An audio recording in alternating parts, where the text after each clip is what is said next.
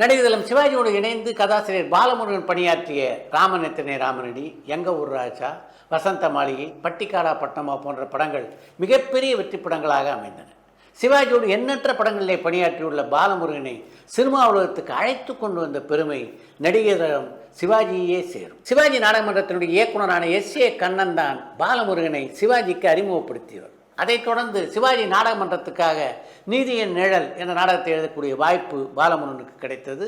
சிவாஜி நாடகமன்றத்தினால் நடத்தப்பட்ட அந்த நாடகம் மிகப்பெரிய வெற்றி பெற்ற நாடகமாக அமைந்தது. அந்த நாடகத்தை பார்த்துவிட்டு கதாசிரியர் பாலமுருகனை தயாரிப்பாளர் பெரியண்ணன் ஒரு முறை பாராட்டிய போது, வெறும் பாராட்டு மட்டும் போதுமா என்று கேட்ட சிவாஜி பெரியண்ணனை தன் பக்கம் அழைத்து அவர் காதோடு ஏதோ சொன்னார். அவர் அப்போது என்ன சொன்னார் என்பது பாலமுருகனுக்கு பின்னால் தான் தெரிய வந்தது. சிவாஜி பெரியண்ணனை கூப்பிட்டு அப்படி சொன்னதன் காரணமாகத்தான் அடுத்து பெரியண்ணன் சாந்தி பிக்சர்ஸ் நிறுவனத்தின் மூலம் தயாரித்த அன்பு கரங்கள் என்ற படத்துக்கு கதைவசனம் எழுதக்கூடிய வாய்ப்பு பாலமுருகனுக்கு கிடைத்தது. பாலமுருகன் தமிழ் திரையுலகிலே ஒரு கதாசிரியராக அறிமுகமான திரைப்படம்னா அது அன்பு கரங்கள் திரைப்படம் தான்.